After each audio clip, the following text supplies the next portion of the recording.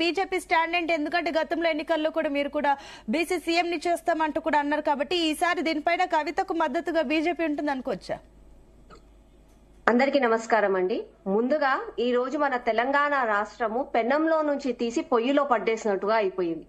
అసలుకి దొంగలు ఊర్లు పంచుకున్నట్టు వీళ్ళ మీద వాళ్ళు వాళ్ళ మీద వీళ్ళు మాట్లాడుకుంటున్నారు. కానీ ఈ రోజు బీఆర్ఎస్ కాంగ్రెస్ ఒకటే అని చెప్పి ప్రతి ఒక్కరికి కూడా అర్థమైపోయింది.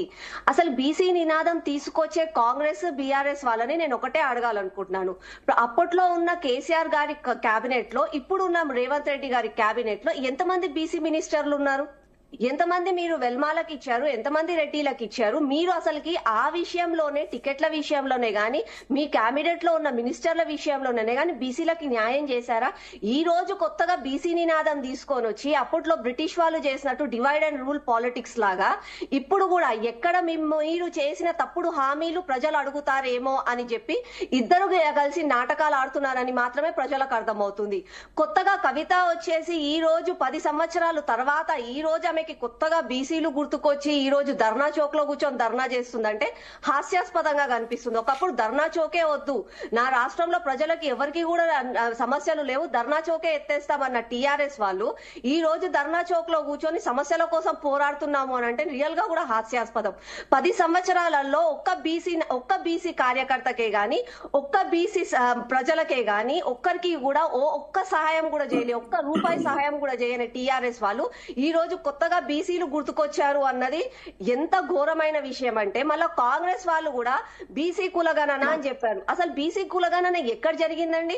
బీసీ కులగణన పేరు మీద ప్రజల మనోభావాలతోటి ఆటలాడుకున్న కాంగ్రెస్ వాళ్ళు కూడా నేను బుద్ధి చెప్పాలనుకుంటున్నాను. నిజంగా కూడా ఈ రోజు మా జీహెచ్ఎంసీ మీకు రండి ఒకసారి అన్న, మీరు తప్ప అనకండి, మీరు వినండి.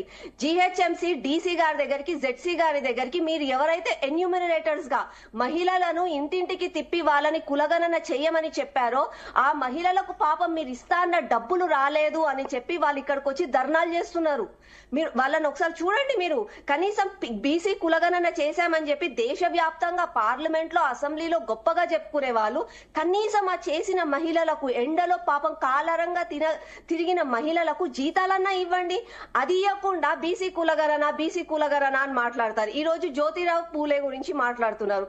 అసలుకి 10 సంవత్సరాల నుంచి గుర్తురాని బీసీలు జ్యోతిరావు పూలే గారు ఆ మహనీయులు ఈ రోజు గుర్తు రావడానికి కారణం ఏంటంటే ఎక్కడ కవితని మర్చిపోతున్నామో, ఆమె చేసిన లిక్కర్ స్కాన్ ఎక్కడ హైలైట్ అయిపోతుందో అది కాదు. నేను జాగృతి పేరు పైన నేను మహిళల కోసం ప్రజల కోసం పోరాడుతున్నానంటే మళ్ళీ 10 సంవత్సరాలు ఏ మహిళ కోసం ఎందుకు పోరాడలే కవిత? ఆమె కూడా మహిళనే కదా.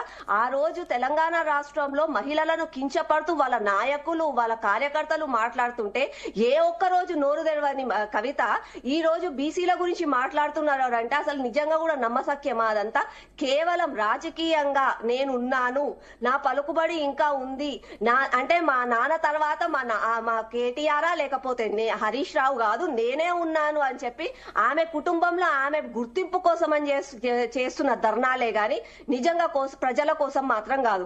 ఆమె రియల్ గా కూడా బీసీల కోసం చెయ్యాలి అని అనుకుంటే చెయ్యనియండి, నేను తప్పు అనట్లే. ఫూలే గారి విగ్రహం ఇక్కడే కాదు దేశవ్యాప్తంగా కూడా ఉండాలి. అంబేద్కర్ విగ్రహం ఎక్కడనన్నా మనం ఇంట్లో నుంచి గడప దాటి బయటికి వెళ్తే వాళ్ళవే మనం దర్శించుకొని బయటికి వెళ్ళాలి. అంటే కేవలం విగ్రహాల వరకే దాన్ని పరిమితం చేయకండి. ఆ మహనీయులు చేసిన మంచి పనులను వాళ్ళు ఏ దానికోసం అయితే సమాజంలో పోరాడారో ఆ గుర్తింపులు కూడా తీసుకొస్తే బాగుంటది. కేవలం విగ్రహం పెట్టాం కదా అని చెప్పి కనీసం ఒక్కసారి కూడా అంబేద్కర్ గారి జయంతికి వర్ధంతికి వచ్చి ఒక్కసారి పూలమాల కూడా వేయలేదు. అంబేద్కర్ గారి విగ్రహం పెట్టామని చెప్పి గొప్పలు చెప్పుకుంటే ప్రజలు ఎవరు నమ్ముతారండి? కేవలము ఓట్ల కోసమనో లేకపోతే నేనున్నాను అని చెప్పి పలుకుబడి కోసం అని చెప్పి రాజకీయాలు చేయొద్దని చెప్పి నేను విజ్ఞప్తి చేస్తున్నాను. కవిత గారే కానీ కాంగ్రెస్ ఒక్క నిమిషం అండి సునీత గారు, ఈ రోజు బీఆర్ఎస్ఏ గాని కాంగ్రెసే గాని మేము బీసీలకు అది చేశాం ఇది చేశామని చెప్పి మాట్లాడుకుంటారు. కాంగ్రెస్ ఏమో దేశవ్యాప్తంగా మేము కులగణన చేశాం, ఏదో గొప్ప కార్యం చేశామని వాళ్ళు, వీళ్ళేమో బీసీ కులగణన తప్పు కాబట్టి బీసీలకు న్యాయం చేయాలని చెప్పి వీళ్ళు రోడ్ల మీదకి వస్తున్నారు. కానీ నేను ఒకటి అడుగుతున్నా, గత 10 సంవత్సరాలు మళ్ళా ఇప్పుడు రేవంత్ రేవంత్ రెడ్డి గారు ముఖ్యమంత్రి అయిన తర్వాత ఇంతవరకు ఒక్క బీసీ పేద ప్రజలకు ఒక్కరికి కూడా కొత్త రేషన్ కార్డు రాలేదు. కొత్త రేషన్ కార్డు వస్తే కనీసం మీరు ఇచ్చే పంపిణీ చేసే సన్న బియ్యమో దొడ్డు బియ్యమో ఏదో ఒకటి కనీసం అవ్వన్నా తింటారు కదా. మాట్లాడితే చేస్తాం అని చెప్పి డైవర్షన్ పాలిటిక్స్. మొన్న జిహెచ్ఎంసీ పరిధిలోనే 83,000 సుమారు 83,500 అప్లికేషన్ ఫామ్స్ వచ్చాయి కొత్తవి. అందులో పాత వాటిలలో పెళ్ళైన వాళ్ళు వాళ్ళ అమ్మా నాన్న పేరు ఉంటే పిల్లల కొడుకులకి పెళ్లిలైనా వాళ్ళకి పిల్లలు పుట్టిన పిల్లలకు కూడా 5-6 సంవత్సరాలు అయిపోతున్నారు. వాళ్ళు కూడా అన్నం తినే రోజులు వచ్చాయి. కానీ ఇంతవరకు రేషన్ కార్డు లీలే. ఈ చిన్న చిన్న విషయాలు చేసిన తర్వాత ఇవి మాట్లాడుకుంటే బాగుంటది. కానీ మీరు ఇస్తా అన్న తులం బంగారం రాలే, మీ ఇస్తా అన్న 2,500 రాలే, 4,000 రాలే, 15,000 రాలే, రుణమాఫీ రాలే, రేషన్ కార్డులు రాలే, స్కూటీ రాలే, నిరుద్యోగ వృత్తి రాలే, ఇవన్నీ రాలే. గాని అంటే వచ్చేసి మేము బీసీ కులగణన చేస్తున్నాం, రేషన్ కార్డుల సర్వేలు చేస్తున్నాం. సర్వేలు కులగణలు ఇవన్నీ వద్దు. ఇప్పటికైనా తెలంగాణ ప్రజలు మోసపోయారు. కనీసం మీకు అంటే టీఆర్ఎస్ ప్రభుత్వం చేస్తున్న నియంతృత్వ పాలన మాకొద్దు అని చెప్పి ఒక ఆశతోటి ఇప్పుడు శ్రీవాణి గారు మీరు చెప్తున్నట్లుగానే ఒక నిమిషం అండి రవిచంద్ర గారు. ఎస్ శ్రీవాణి గారు ఇంకొకటి అండి. సో మీరు చెప్తున్నట్లుగానే ఒక ఈ అంశం పైన బీజేపీకి అంటూ ఒక చిత్తశుద్ధి ఉంది, ఒక స్పష్టమైన వైఖరి ఉందని మీ మాటల్లో తెలుస్తుంది. బట్ ఇప్పుడు ఏదైతే అసెంబ్లీలో 42% సంబంధించి బిల్లు అయితే ప్రవేశపెట్టడం జరిగింది, మరి ఈ బిల్లు పాస్ అవ్వడానికి బీజేపీ తీసుకుంటున్న స్టాండ్ ఏంటి?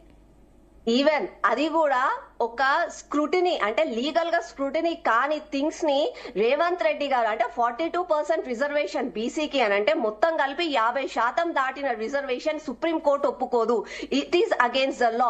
ఆ లూపోల్ ఉందని తెలిసి కూడా దాన్ని తీసుకొని వచ్చారు. అంటే రేవంత్ రెడ్డి గారు ఒకప్పుడు అంటే మన రాష్ట్ర ఖజానా ఏందో తెలియకుండా హామీలు ఇచ్చి వచ్చిన తర్వాత నా చేతులు గాలాయి, ఖజానా నిల్లు కుండలన్నీ ఖాళీగా ఉన్నాయని ఎట్లయితే వేస్ట్ గా మాటలు మాట్లాడారో అలాగే ఈ రోజు కూడా బీసీ కులగణన పేరు మీద బీసీ వాళ్ళ మనోభావాలు దెబ్బతీస్తున్నారు. నిజంగా బీసీలకు న్యాయం చేయాలనుకుంటే అన్నా నేను మీ ద్వారా రేవంత్ రెడ్డి గారిని ఒకటే అడుగుతున్నా, బీసీ కులంలో ఉన్న ప్రతి ఒక్కరికి రేషన్ కార్డులు ఇవ్వండి, బీసీ కులంలో ఉన్న ప్రతి ఒక్కరికి ఉచిత వైద్యం విద్య చేసి వాళ్ళకి డబుల్ బెడ్రూమ్ ఇవ్వండి. తర్వాత బీసీ కులగణన చేసి రాజకీయ ప్రవేశాలు తెస్తున్నారంటే మేము ఆనందిస్తాం. గాని అసలు తినడానికి తిండి లేదు కానీ మేము ఇప్పిస్తాము మేము రాజకీయంలో మిమ్మల్ని ఎంపీలను ఎమ్మెల్యేలు చేస్తామంటే కాంగ్రెస్ పార్టీని ఎవరు శ్రీవాణి గారు మేడం ఇక్కడ సాక్షాత్ రాష్ట్ర ముఖ్యమంత్రి గారు మాట్లాడిన మాటలు వేసి మాటలను వక్రీకరించడము బీజేపీ నాయకులకు ఇది తగదు. ఎందుకంటే రాష్ట్ర ముఖ్యమంత్రి ఏ పార్టీలో ఉన్నప్పటికీ మనం ఒక ప్యానెల్లో కూర్చున్నాం, ఒక పార్టీ పక్షాన మాట్లాడుతున్నప్పుడు పార్టీ ప్రతిపక్షంలో ఉన్నా లేదా అధికార పక్షంలో ఉన్నా మాట్లాడే మాటలనే ఒకసారి ఆశతూచి మాట్లాడితే బాగుంటుంది. ఎందుకంటే సాక్షాత్ రాష్ట్ర ముఖ్యమంత్రి రాష్ట్రపతి ఎన్నుకున్న వ్యక్తి మాటలని వేసి మాటలను మాట్లాడడం అనేది శ్రీవాణి గారికి తగదు. ఎందుకంటే మీరు రవిచంద్ర ఒక్క నిమిషం క్లారిటీ ఇస్తా. మీరు అన్నదానికి నేను క్లారిటీ ఇస్తా. అవి వేస్ట్ మాటలు అని అనడానికి కారణం ఏంటంటే ఒక ముఖ్యమంత్రిగా నేను తనని గౌరవిస్తా.